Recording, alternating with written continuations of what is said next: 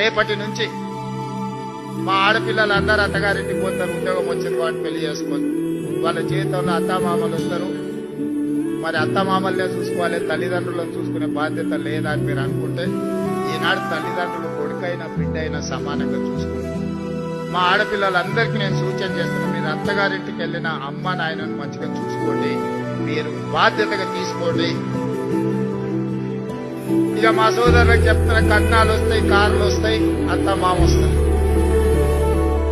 ఇప్పటి వరకు ఉన్న అమ్మ నాయననేమో చేదవుతారు, కొత్తగా వచ్చిన అత్త మామనేమో తీపవుతారు. నేను చాలా మంది చూస్తున్నాను. అత్త మామని మంచిగా చూసుకోవద్దని నేను అనను, మీ కట్టుకున్న సతీమణితో మీరు బాగుండొద్దని నేను చెప్పను.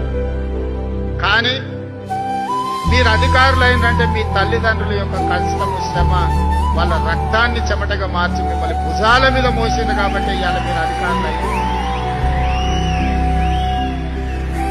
మీ తల్లిదండ్రులను మరవకండి, వచ్చిన ఊరును కన్న తల్లిదండ్రులను మరవకండి, మన నేపథ్యాన్ని మరవకండి.